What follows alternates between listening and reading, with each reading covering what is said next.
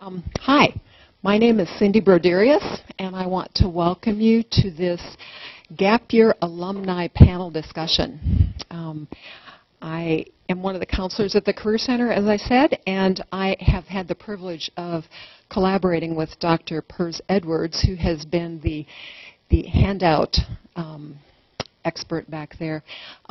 Just in case you didn't get a handout, she's got those, and we'd also love to have a record of your attendance. So if you would be so kind as to sign the roving clipboard, if you haven't had an opportunity to do that, that would be great. As you can see on this illustrious slide up here, we have got three very special guests with us tonight who are going to share about their experiences of planning and executing their gap year experiences prior to med school. And all three of our guests are first-year med students, Betty, seated right next to me to my left, Amanda, and Allie.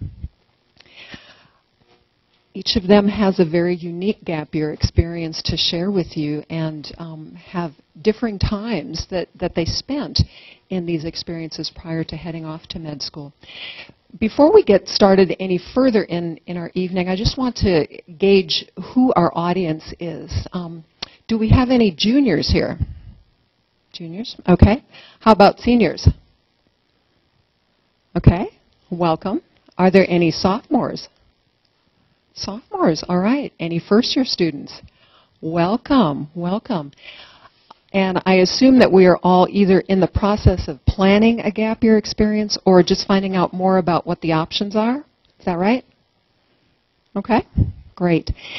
A brief background. I've been collaborating, as I said, with Dr. Pers Edwards and Ms. Wall over in Health Professions Advising to try to put together some opportunities like this to talk more intentionally about the gap year experience, how to think about it, what different people have done for gap years.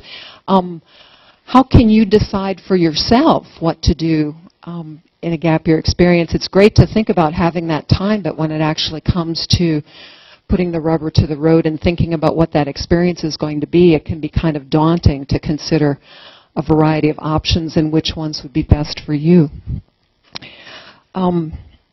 One of the things that we're also going to be doing is holding a series of workshops later in March and also in April to talk more specifically about some of those other kinds of aspects of the gap year planning process. And this is also listed on the back of your handout, but these are the different workshops that we'll be hosting within the next couple of weeks, talking about post-bac programs, that whole idea of thinking about what's right for you, and some of the job-seeking essentials. You might be interested in Teach for America. What does that mean to have a personal statement, or what kinds of things might be required for writing samples for different opportunities that you're investigating? So tonight's panel discussion is designed to provide an opportunity to hear from our guests about their experiences. And we're going to spend probably about 20 minutes with them sharing their experience, talking about what they did, what their responsibilities were, things that they took from their gap year experience that they felt made them stronger candidates for med school. And then we're going to open it up for questions. This is designed more to be a Q&A discussion than it is talking heads kind of presentation. So be thinking about questions that you'd like to ask. And we'll definitely have plenty of time for that. Additionally, we're going to wind up probably about 7:10, so there's some opportunity for you to have one-on-one conversation time if you choose with our panelists. Before I turn the microphone over to our guests, I'd love to give Dr. Pers Edwards an opportunity to share some very interesting statistics that regarding gap years that she wanted to share with you.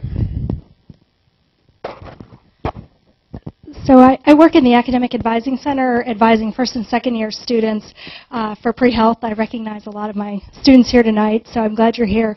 But one of the things I've noticed over the past 5 years of pre-health advising is that the numbers of Duke students choosing to take a gap year have been steadily increasing, and they will continue to increase.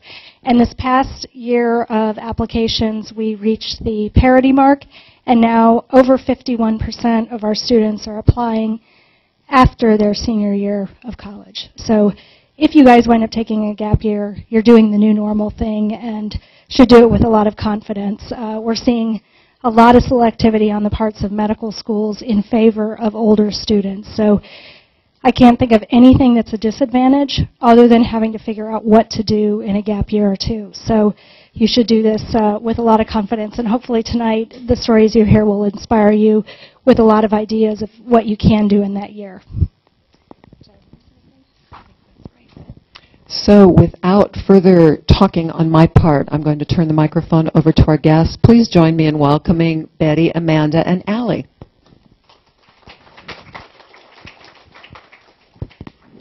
Hi everyone, my name is Betty Ashune. I'm a first-year Duke medical student. I graduated from Duke in 2011, and I majored in biology, and I did a certificate in global health. And when I was deciding whether or not to go straight into medical school or take a gap year, I think what helped was I actually approached the Career Center with my resume and got to talk to them about what I was interested in and what the benefits would be of taking a gap year. And I was very interested in global health and doing global health work. And a majority of my time at Duke as an undergrad, I spent a lot of time in research or doing medical school related activities, but I was really passionate about global health, and I didn't have the opportunity to engage in activities such as Duke Engage or any of the other fieldwork opportunities that were out there. And after talking to the Career Center, I decided to take a year off or so. So what I did is I took my MCATs and I applied to medical school right after I graduated, but well, during that time I was also applying for a job, and I ended up working at a nonprofit in DC that did global health policy. And what really helped me about taking that gap year was that I got to experience what it would be like to work for a nonprofit, and I was always curious about it. And once you start medical school, it's kind of hard to take time off and find a dedicated chunk of time to do what you're interested in. You might have some time off between your first or second year or throughout some points in your medical career. However, it's hard to find a year or more in which you can dedicate more time to it. And the advantage I feel I got from taking a year off and working for the nonprofit is just seeing how a nonprofit works. And I was also interested in potentially pursuing a master's in public health or maybe a dual degree in an MD MPH. And I just wanted to see how that would help me. And I mean, I thought it was pragmatic to work for a nonprofit and see do I need an MPH to actually work in the nonprofit sector, or can I do it with an MD? And just being exposed to people in the global health sphere really helped. And in addition to that, I feel what helped me about taking that year off when I was applying is that I had a unique perspective besides just my undergrad experience, and I also had a passion going to medical school besides just medicine. And even now, I'm involved in the global health interest group at Duke, and I'm very passionate about it. And once you start medical school, you might be caught up with all your studies and other stuff, like research or something related to medical school. And you might find it hard to explore these interests. But because I took that year off, I was not interrupted by like midterms or exams. I could dedicate that whole year to just exploring my interests and finding out what else I enjoyed.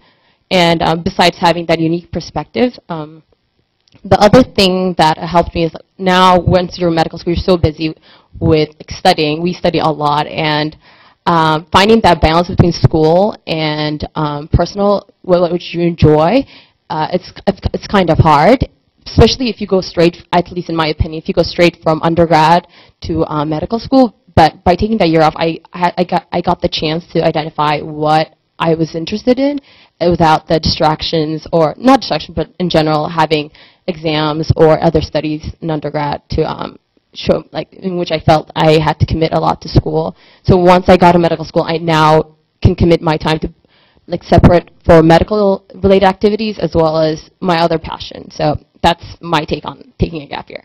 I'm going to give it to Amanda now. Hi everyone. From the beginning of starting at Duke, well, I graduated from Duke in 2008, and I majored in public policy. And when I started at Duke as a freshman, I thought I wanted to be pre-med, but I also thought I wanted to be a teacher.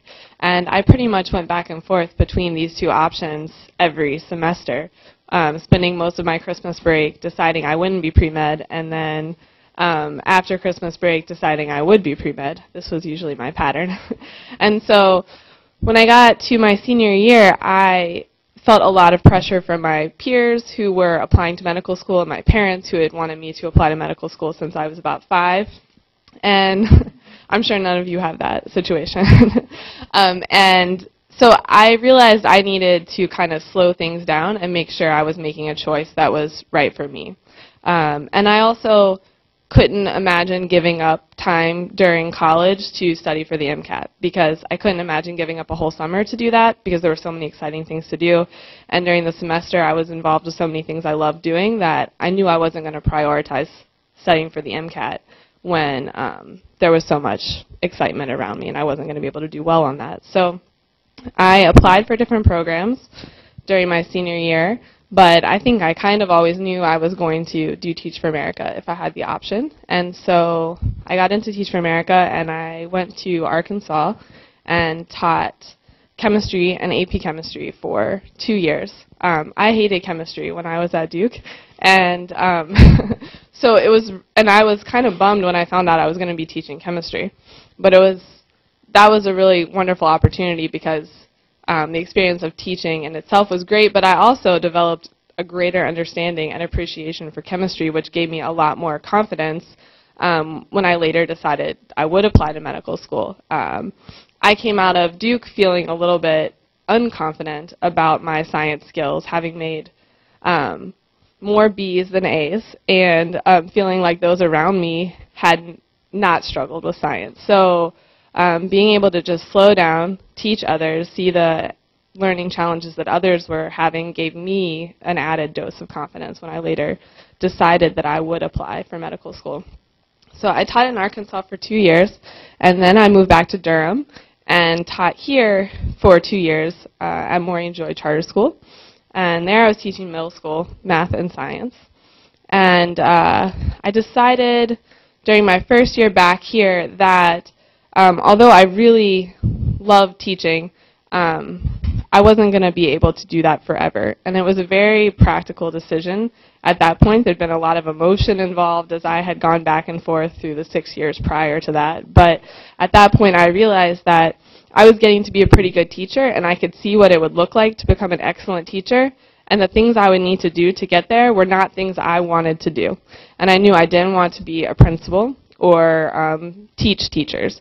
And so it just became a very practical decision at that point that medicine was going to fit my goals to have constant learning as part of my life, to work with individuals on a one-on-one, very personal, intimate setting. And so that became much clearer to me through the process of trying out something else that I loved and being able to see what are the gaps here. Like, this is almost right, but not quite. So so I didn't take the MCAT until that 3rd year when I was teaching here in Durham. And so throughout that year, I kind of refined my plan, took the MCAT, started applying to med school, and did all that during that gap year. And then taught for a 4th year while I was waiting for all the applications and interviews to go through. So I took a 4-year gap, which is a little longer, but there are people in our class for sure who've taken that amount of time or even a bit longer. So I don't feel too out of place at this point in our class.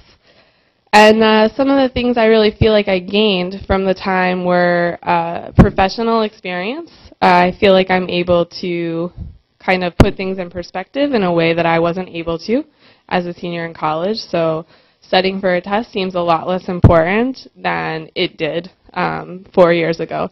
It's still important. I want to do it, but it's not going to cause me to be extremely stressed or extremely emotional. It's just, you know, what needs to be done. It's like a job.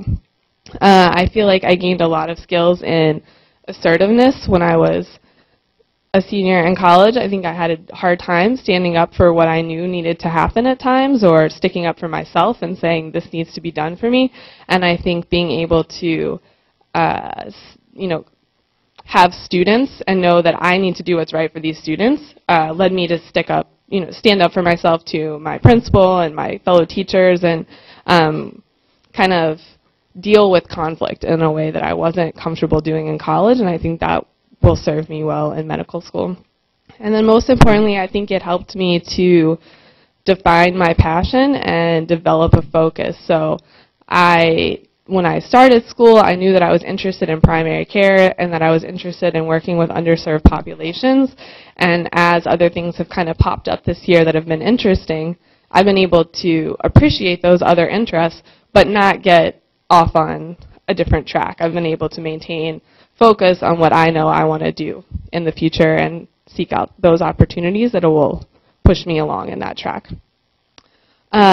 And one other thing that I was going to say is I think that there was a very good chance that by taking that gap year, I could have decided not to do medicine and I could have decided to be a teacher forever. But I think that would have been okay too, because I wouldn't have made that choice because I was scared of going back to medicine or scared of going back to school, but because I would have found this other even better opportunity that I hadn't considered before. So I think that's a really important thing to think about when you're considering a gap year. Is it's not like a gap, but it's that you could like fall into and get lost, but it's something that'll take you to the career you're meant to go to. And for most of you, that'll be medicine, but if it takes you somewhere else, then, you know, that's maybe a blessing in disguise as well. Hi, everybody. My name is Allie. I graduated not from Duke, but from Dartmouth College in 2010. I majored in Spanish and biology there. And how I decided to take a gap year. So the advisors at Dartmouth, in general, were very pro gap year. They had seen a lot of students take gap years and not take gap years, and as a result of what they had seen, they thought it was a really good idea. So from, you know, first year going to the pre-med meetings, that was always something that I had been exposed to, you know. Not as like you're a senior, you haven't taken your MCAT yet, like what do we do type of scramble, but from the very beginning, there are a lot of great things that you can do. So, you know, kind of keep that as a really solid thing to consider from the beginning. So I came in, obviously, my first year I was pre-med, but I tried to keep an open mind. So I took classes in lots of different things, something like 12 different departments, like writing and psychology, history, lots of different things. So I thought I wanted to be pre-med, but I didn't want to be so focused that I didn't consider other options that, you know, might have ended up being better for me. So I, you know, took the pre-med classes, went through all of that, wasn't positive if I was going to take a gap year or apply straight. I took the MCAT my junior year and had kind of been collecting recommendations along the way. So senior year came and I kind of had everything in place. I had taken the MCAT. I had enough recommendations. I kind of, if I wanted to apply, I had all my stuff together. But I just didn't want to. It was really important to me to explore other interests, like Betty was saying, since the reality is it's really hard to go back and do those things once you're in medical school, in residency, applying for jobs. Not that it can't be done, but the truth is it's a lot harder to like go back and revisit interests for a long chunk of time once you start on medical school. Not impossible, but difficult. So it was my senior fall, and I'd thought about things like doing research. You've probably heard a lot of people who take a gap year doing research or clinical research, bench research, whatever it may be. That's a really common thing to do. So I'd considered that, and I had done research in college, and I liked it well enough, but I wanted to do something different, something that I might not have the chance to do again. Going abroad is another option. Global health was something that interested me, but wasn't really my passion. And so corporate recruiting came up, and it was something that a lot of my friends were doing. I thought it would be interesting to learn more about the business side of healthcare. I didn't know that much about it. I had never taken an econ class. Corporate recruiting, the deadline was the next day. I went to my sorority meetings, and a friend convinced me, might as well just submit the application. You never know what's going to happen. It doesn't cost you anything. Go ahead and submit it. I got a first-round interview. I ended up getting a few jobs, and I decided to do that for a couple of years. The job that I signed on for was a 2-year job, which hadn't really been in my plan. I had really only wanted to, you know, do something for 1 year. Just at the time, for some reason, I felt like 2 years seemed like a long time, and in retrospect, it really was not at all. I mean, people in our class have taken a lot more time, and really not a big difference. So I worked at a healthcare consulting firm outside of Boston for 2 years, which meant that my company basically helped pharma and biotech companies with difficult strategic issues that they were facing. So just to give a few examples of the things I did, a lot of it was looking at the pipeline for different therapeutic areas. So for instance, one project was hepatitis C. So there was a new class of drugs coming out. We consulted for one company who was launching one of these new drugs, and we helped them basically assess the landscape. So what drugs are on the market today, what are patients using, how many patients are being treated, when your drug comes out, how is that going to change the landscape, which patients are going to take your drug versus not take your drug, how are you going to want to market it, how will you decide what to price the drug at, what are the benefits, which involved learning a lot about the science and the medicine behind it, because when we have to give these presentations to clients, we have to say, doctors said that they would choose your protease inhibitor over interferon and ribavirin because their sustained viral response rate is only 23%, whereas yours is 85%, and I had to know what that meant. So I was still really connected to the science that I was really interested in, but also getting to see it from a new angle. So that's just one example of the dozens of projects that I worked on in those 2 years. So that's one thing I gained from it, actual relevant knowledge that has helped me so far in med school. As we're learning about hepatitis C now, it's kind of cool that I was part of, a very, very small part, of what helped this drug eventually come to market, and was involved with the company that, delivered it and made it available to patients who these doctors are now treating, which is pretty cool. And I wouldn't have gotten the chance to see that side of it had I not taken these 2 years. So I think that was a pretty unique thing. What else I gained? I would echo what Amanda said about the professionalism. It's really nice to have been in a professional environment, and I was kept to deadlines that couldn't be pushed back. This isn't like, professor, I need an extension on my paper. I pulled an all-nighter. This is like, our client is expecting this deliverable tomorrow, and it needs to get done, or else we won't get any more projects with them. So I think having that perspective now to bring to med school, it sort of added a new dimension that I wouldn't have had I just been a student my whole life. And another thing I would say, I had a few people, not very many, but kind of ask me, when I was taking a gap year, they were like, have you not taken your MCAT yet? Do you feel burned out? And I think those are valid reasons, for some people, but there are a lot of good reasons to take a gap year, not just that you couldn't go straight through. I gained a whole lot by taking this time, and I think it's one of the best decisions that I've made. I think that it made me a stronger medical school applicant. I think I had a lot to talk about in the interviews, about my experiences, what I'd learned, also why I decided to leave consulting to come to med school. It wasn't just that, this was like the clear path. It was easy to apply straight out of senior year like a lot of people do, but I'm making a conscious decision to come back to med school, choosing to leave a good, well-paying job to be in debt for a while because I really want to do it, not just because it was what my parents wanted or what, was because what I thought I should do, So I think that held a lot of weight. And I also think that it's made me not just a better medical school applicant, but also a better medical school student, having that perspective, not just the concrete knowledge that I gained, but having lived out in the real world, paid rent, kind of been a real person before coming back and being a student again. So I'm a big supporter of gap year experiences.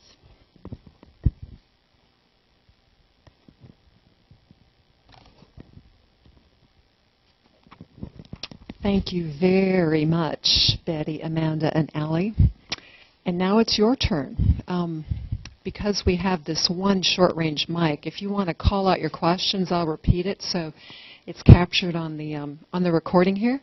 But we'll just spend the next however long you have questions talking with our panelists about things that you'd like to know more specifically about their experience or things that you might be thinking about getting their take on some options or any other kinds of questions you might like to direct to them. So anybody got a question? Yes, sir. How did having a full-time job affect the interview process and having constantly travel? The question was, how did having a full-time job affect the interview process? How are you able to manage being gone from your job? Anybody want to answer that? We'll start down here. So that was probably the hardest part about applying to med school. So my company did not know that I was applying to medical school while I was applying. Had they known, things would have been much easier. So I think I was on like the very far of the very difficult to do this spectrum. I ended up going on, something like 13 interviews and took vacation days for each of those. So, I mean, I guess I would just say that it can be done in a very difficult situation. You guys might have had like easier or more support, not easier, but like more supportive. They knew what you were doing and you could tell them where you were going type things. But I just took vacation days. I tried to book interviews on Monday. I would leave Friday on the 7 p.m. flight after work, come back for Monday, Tuesday morning. It was okay. I mean, it was definitely a lot to balance, but you guys can do it. I didn't plan to tell my principal, but one day he was observing my classroom and sat down at my desk and saw on my calendar that I wrote medical school interview. And so then he just right out asked me about it, and it was actually really good that he knew because it made it easier. I only got 6 interviews, and I went to them all, but I think that was about the max I could have handled. If I had gotten more interviews, I would have had to make choices. And I think I was able to do about 4 of them on days when I had a teacher work day or a holiday or something. So I think I only had to miss like 2 or 3 instructional days where they had to hire a substitute to cover for me. And most of the interviews I took were pretty local, so I didn't have to like fly across the country or anything. But I think it would have been nearly impossible to do like 15 interviews all across the country and feel like I was being a good teacher to my students. So I think that's a good question and something you just have to think about, where do you want to be, what do you want to get out of it? I had the same challenge as well. Initially, my boss did not know I was applying to medical school because I wasn't sure if I still wanted to do medical school or, as I said earlier, pursue a master's in public health, in which they were more for because a lot of people in the nonprofit I worked for were part-time students, in which they'd be getting their master's at like GW or other schools close by while still working full-time. So they knew I was interested in that. Fortunately, they actually hired me because they knew I was interested in going to graduate school. I didn't tell them which or when I was applying. So it's tricky. You have to be vague because if they know you're leaving, they won't hire you. And who knows, maybe once you go there, you might you change your mind and stick around. So the first couple of times, I used a lot of my dedicated vacation times to just say, I can't come in this day and like take maybe 1 or 2 days off. But then afterwards, when more interviews were coming along, I had to tell my boss. And what was fortunate is I was able to schedule 4 of them back to back, and it was a lot of flying and driving. But once I told my boss, and she was very supportive. And one of the things she did tell me is that a lot of employers may not be as supportive. The nonprofit I was working for, they didn't have as much space for me to grow up, and they were actually looking for I guess, new employees to just mentor and connect the global health nonprofits around. So they were more supportive of it, but it's not indicative of a lot of employees. So it definitely was a good question because that's one challenge you'd have to consider. Another question? Mm-hmm.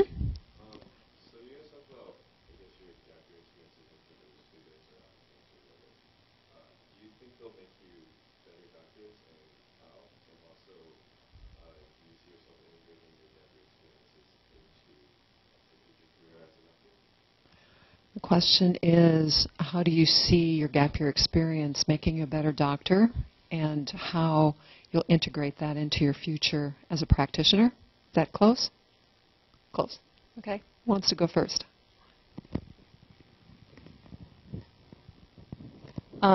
What helps about taking the gap year for me, at least, was that I'm definitely interested in global health, and I already had that opportunity to network with different people in different nonprofits in DC, and having that connection. And now at Duke we have the opportunity to do research, and you can do research in different in different fields, and having that connection will help me in terms of once you're looking into medical school and what you're interested in, a lot of things are interdisciplinary, and for me, I feel that having that unique perspective will, in a way, definitely make me a better doctor than, I mean, it's biased. It depends on what you're interested in, but for me and what I'm interested in, it will definitely help me become a better physician because I'm interested in global health work and, working abroad as well as a physician.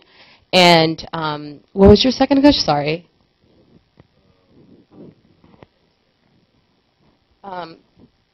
I guess how I integrate into my practice.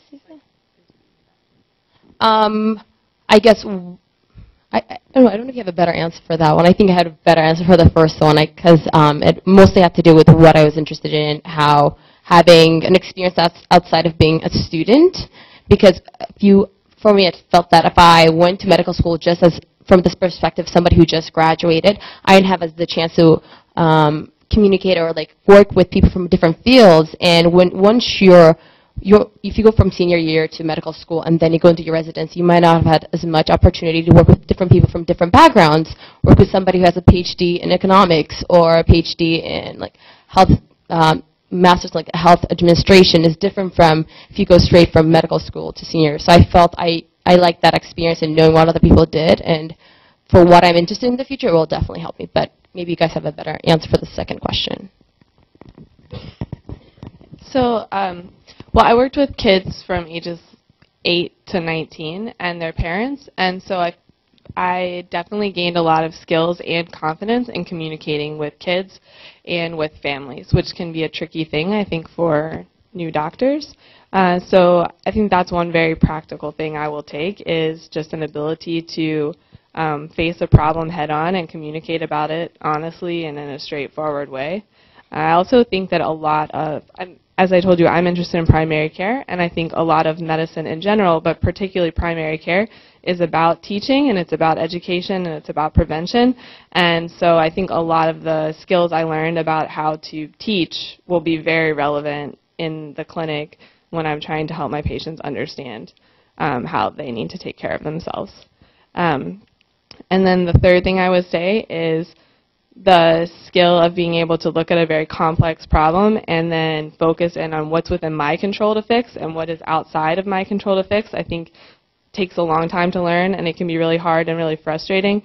And I feel like I already got to practice that a lot. And so I think that'll help me a lot as a doctor too, to just be able to narrow in on what can I control and what can I fix, and then work incrementally to help people get healthy, but not feel like I need to take on the whole world on my back, and that if something goes wrong, it's completely my fault.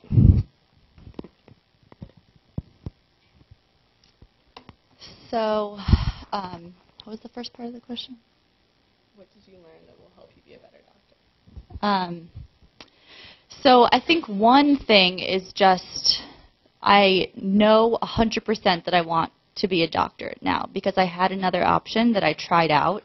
I didn't go straight to med school just because that's what everyone else was doing. And like you said, it's not even what everyone else is doing. That might have been the case, in our parents' generation and some people I had talked to when making this decision. In our generation, that's not really true.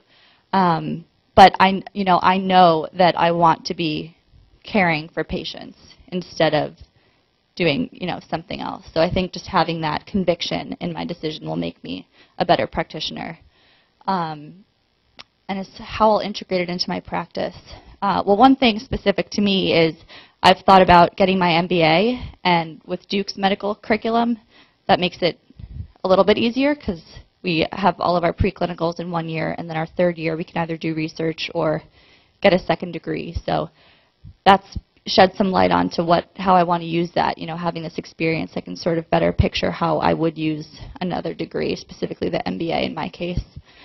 And also have, worked with people who have that degree and see how it can be used and think about it in a more concrete rather than just an abstract, what is an MBA type of way.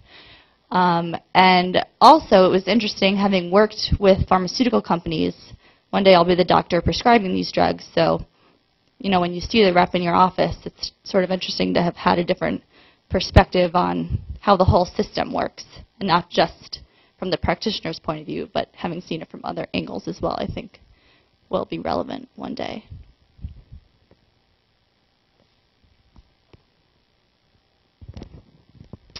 Great questions.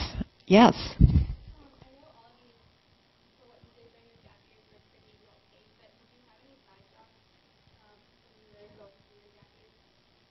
The question is, were there any other side jobs in addition to the positions that were talked about during your gap years? I worked in the summers at a nonprofit in Durham called Student U. But other than that, I didn't really have time while I was teaching to do anything else.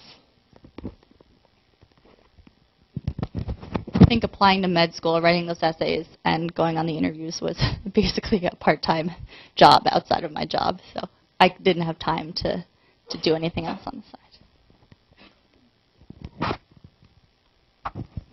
I as well did not have time as well, to get another job because, as Ali said, medical school applications take such a long time, and even interviewing and whatnot. But instead, I used my free time to develop other interests, and I felt I didn't have that as much opportunity when I was an undergrad, in which, if you think about it, right now when you go to your dorms or your apartments, you're going to go do homework or study, catch up with your friends, but doing the homework and studying takes much of your time. But now, when I was working, I go home and that was it, at least for me. With Ali and Amanda, they might have different experiences, but for me, after 5 o'clock, I had my own time till like 8 a.m. the next day, and I liked that I could spend that time with family and friends, which I felt coming to Duke for undergrad. I was an international student here, so I was like far away from friends and family, so I liked the idea that I was closer to a couple of my relatives in DC, and having that dedicated time, I wanted to dedicate it to just like family and friends and other interests and not another jobs. Medical applying itself will take you a lot of time. Thank you. Another question? Yes.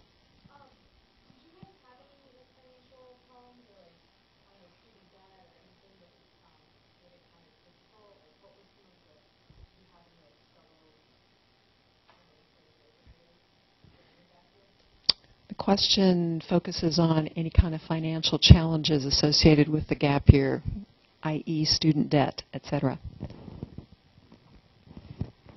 I had some debt from undergrad, but what I did was ahead of time I saved money because I was interested in definitely doing a gap year. So I used that money during the time in which I wasn't working. So what was helpful for me is I decided earlier on, like my junior year, that I wanted to take a year off. So I was saving up ahead of time, even though I had debt. So I was working in an undergrad and part-time job. So, and then once I had a job, that helped me. But when you're looking into, it might be a struggle if you don't know what work you want to have, which sector or whatever you want to work in. But it limited me in terms of nonprofits because a lot of nonprofits actually do not pay that well. Then some of them are just internships in which there was one job that offered me, I forget the number exactly, but living in a city like DC, you could not live off that unless you borrowed money from friends or family or took out a loan.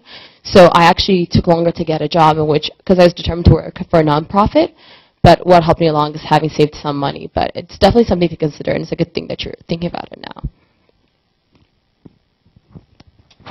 I was not as smart as Betty and didn't save up money at the end of senior year, so my first 2 months moving to a new place and teaching was a little bit of a struggle. But then after that, I was fine, and I was able to save money, which actually has made this year a lot easier and more comfortable. So it was fine. I didn't have any student debt coming out of Duke, which I was really fortunate for and grateful for. And but all my roommates when I was teaching in Arkansas and Teach for America did have student debt, and with Teach for America or other AmeriCorps programs, they have loan deferral programs, and they also have some loan repayment support. So that's something to look into. Also, when you're applying for different gap year programs, is which ones might actually help you pay off some of your loans. I think that would depend a lot on what specific jobs you were looking at, how that would play out financially. But I was lucky that my job paid pretty well and has helped me a lot this year. That wasn't the reason I took the job, but I was interested in doing it, but it definitely was a nice perk, and it's been really helpful so far in med school, since I will have debt coming out of med school, but it's made a big dent in it.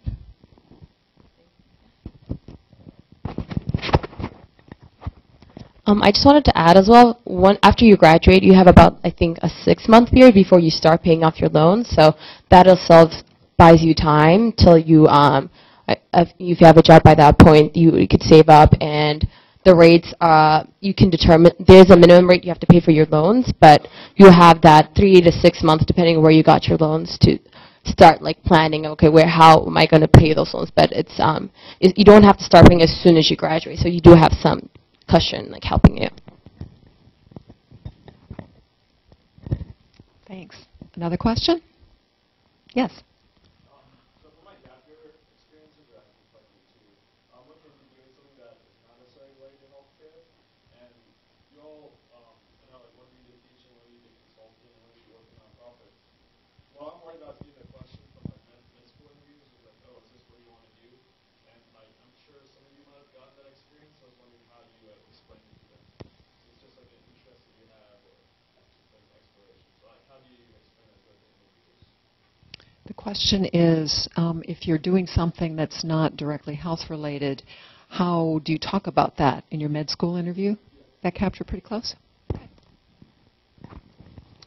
I actually believe it's great that you're interested in something outside of medical school. It shows that, for me at least, I made sure that I covered all the pre-med requirements in terms of research and volunteering and whatnot. So once you have that covered, it actually makes you a great applicant, because you really have a different perspective than a lot of people who might be going in with research, or a lot of us who might have had like some health nonprofit work. So whatever you do, actually, as long as you feel that you've covered a lot of the things in which medical schools are looking for, you can. There are people who take a year off and just travel, and that's not related to medicine, So it's definitely great that you have other interests, and it's actually helpful moving forward, because once you get into medical school, you can be pretty caught up with your studies and forget that you have other interests. So developing those before you enter is actually pretty great, at least in my opinion. So I personally don't think that would come up as a negative. In fact, it will show that they will actually highlight you as one of the students has like a different perspective to bring to the table. I think that also, if medicine is what you really want to do, then no matter what your GAPS experience is, your experience is going to highlight that desire, and it's going to fit in your story nicely to say, I did this and it helped me to realize that being a doctor is what I want to do. So I think you'll be able to, no matter what you do, create a good story that makes sense. By story, I don't mean anything dishonest. I just mean I think your story will make sense and come together. I absolutely agree with everything that you both have said. I think it'll add a lot to your application to show that you're mature enough to take the time to explore your other interests and don't feel rushed going into medical school. It shows that you're taking the time to explore other interests, since you know that going to medical school is a big endeavor and something that you're not taking lightly, and something that you've thought very hard about, which is a really good thing and something that you can definitely, use to your advantage in interviews.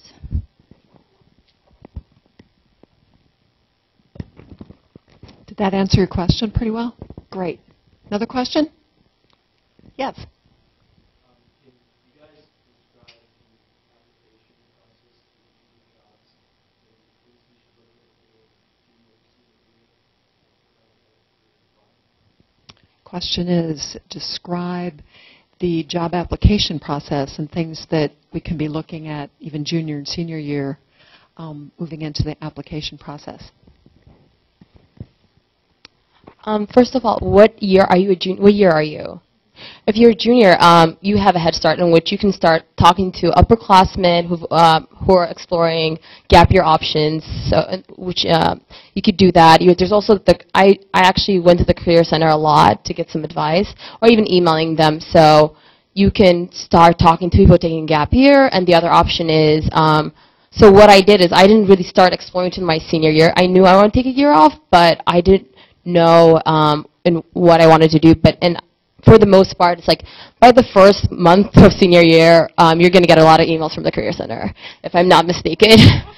And it's going to be a lot of fairs and a lot of networking events, and I just went to all of them just to see, because at some point something might click, and that's how it happened to me. Like, I went to the Career Center and like it clicked that I wanted to do something in global health, because actually when I was applying, I wasn't sure. There's a point in which I was like, do I want to do more research? Do I want to go abroad? Do I want to work for a nonprofit? Do I want to do a master's? Or, there are a lot of options there, but by going through different events and exposing yourself to different ideas, something will click. What I did for figuring out what I wanted to do was I talked to a lot of my classmates who had similar interests, and the way I ended up getting my job was I told my friend I was really interested, and she's like, oh, you'd be perfect for this. You should just apply. So I applied, and initially I didn't think I would be qualified for it because I thought it required more training. But it's a lot of networking, and so getting a LinkedIn account. I got on Twitter. I was even you'd be surprised that there would be jobs posted on Twitter, and also with global health, they have global health career advising. So whatever you're interested in, just talk to different people and just keep asking questions, and something might click along the line. I think if you can avoid someone at Duke or people at Duke trying to convince you to apply for Teach for America and telling you how to do it, it would be a small miracle. So I think at the beginning of next year, people will be sending you emails. There's this woman named Kay Jacobs who does the recruitment for Teach for America. She's a great person to reach out to now if you have questions about the application process. It's changed some since when I applied, but it's pretty straightforward, and there will be plenty of information about how to do it when the time comes. So the way it worked at Dartmouth, and I imagine Duke probably has a pretty similar setup, is they have companies come visit in the fall for what we call corporate recruiting. So they basically have companies come, they set up their little table, give out business cards, similar networking type setup. So I heard from a lot of companies who did similar things to what my company ended up doing, which was healthcare consulting, but also heard from other types of consulting and banking and nonprofits and Abercrombie's marketing division, all types of different things. And they all come on one day. I'm not sure if Duke does it exactly the same, or if you might have a job board. We had career fairs, and we also had a job board, so I would monitor that. And then they have their interview schedule set up from there. So I had a first round interview, and then a second round interview on campus, and then the third rounds were on site at the company. They would have you to their office.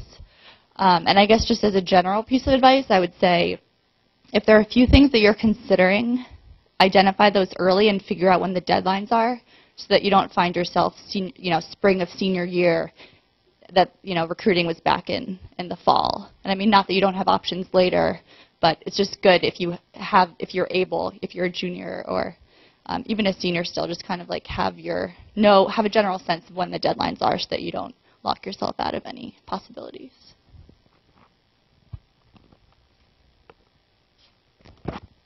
Since I have the microphone, before I ask for another question, I was just going to ask you, Amanda, did you explore any other kinds of teaching opportunities besides Teach for America when you were considering gap year options? It's been a while. Do you mean some of the city-specific programs, or? Specific, or there seemed to be a wide variety of programs, or were you kind of focused on teaching? I didn't apply to any of the other teaching programs that are out there, as far as I remember. But I did apply to some other international programs that were interesting to me at the time. So I applied to the Luce Scholarship, which is a year that you get to spend in Asia working for I don't remember exactly, but you work with someone and maybe do some research. And then I applied for a program in Haiti, I remember, where you're working at a clinic shadowing some doctors. So I did apply for a wide range of programs, but I don't believe I applied for any other teaching programs. Another question?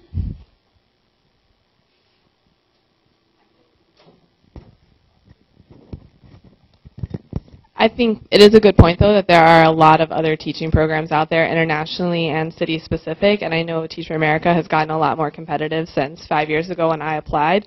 So I think if that's something you're interested in, looking into the Memphis program, the DC program, the New York program, the Mississippi teaching program, there's a lot of other great programs that if you know you want to teach, you should spread your net wide and not just look into Teach for America. Another question? Yes.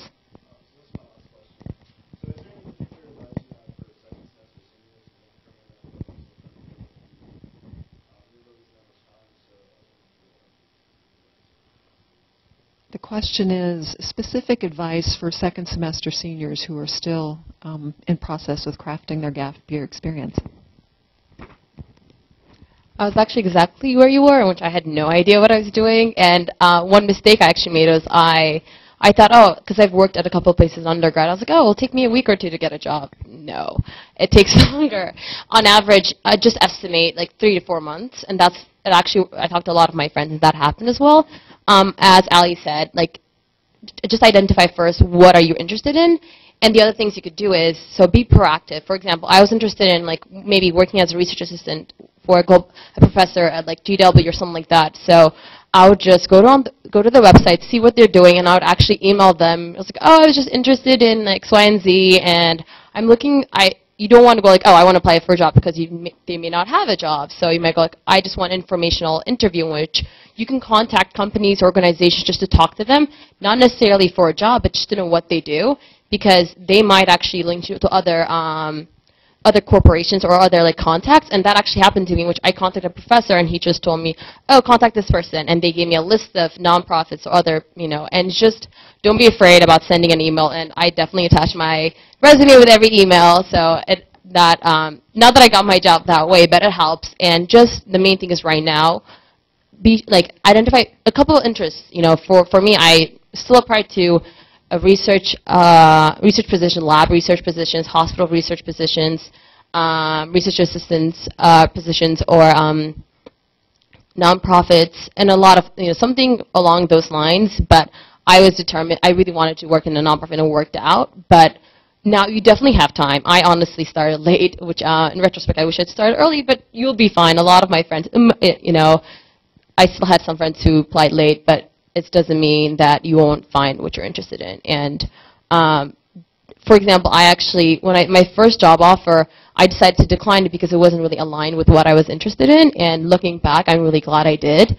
It took me longer after that to get the next job offer, but I'm glad that I stuck with not going with my first job offer, because sometimes you get so excited about like, oh, the first job offer, the first acceptance, but you're like right now you're like frantically trying to find a job, and just because you found it doesn't mean that's the right one for you.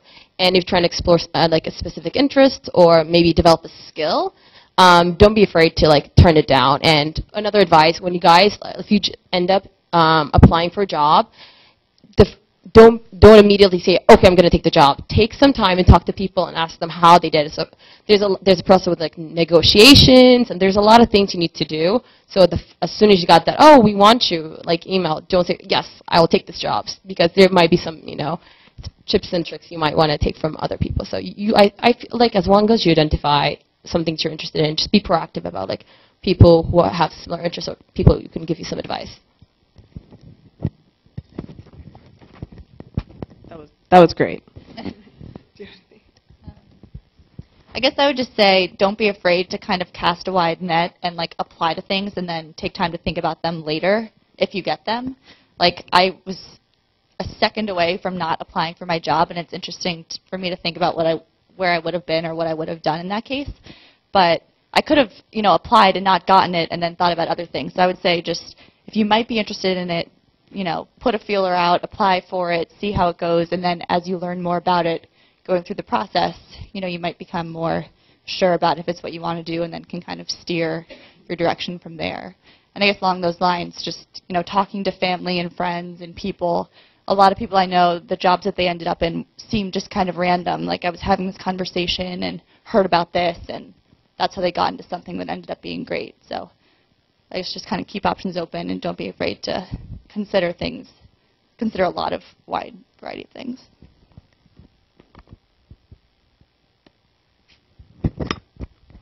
2 more questions. Who has another question?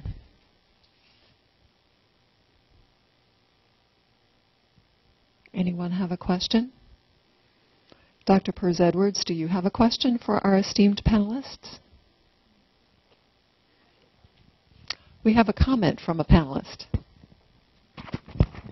I'd spent some time this year doing some Teach for America recruitment for people who are also interested in going to medical school. And one question that came up frequently that I thought I would address, because it's sometimes difficult to ask in a big group like this, is a lot of the people I talked to, especially the women, had faced a lot of pressure from their families and peers saying, if you put off time before you go to medical school, you're not going to be able to meet someone and have a family until you're way too old for such things. And so I just wanted to address that briefly, that I think that actually taking a gap year makes medical school feel like a job. And in this world that we're living in, there is no perfect opportunity for you to start your life and meet someone and have kids. There is no perfect time for that. And so I got married 2 years ago, and that's great. I'm not saying that's the perfect path to take, but that was great for me. And at the point when I'm ready to have kids, I might not be in the perfect stage of my life, because there is no perfect stage of your life, but I think that's okay. And I think the world is just changing in such a way that it's okay to figure out these other parts of your life while you're still a student. So that's something I just don't want you to be afraid of. Thank you, Amanda. That was very sage advice. Okay, going once, going twice, going 3 times. Well, if there are no further questions for large group discussion, I think we'll close. If you'd like to have an opportunity to talk individually with our guests, please feel free to come up here. Before you leave, please join me in giving a word of thanks to our guests.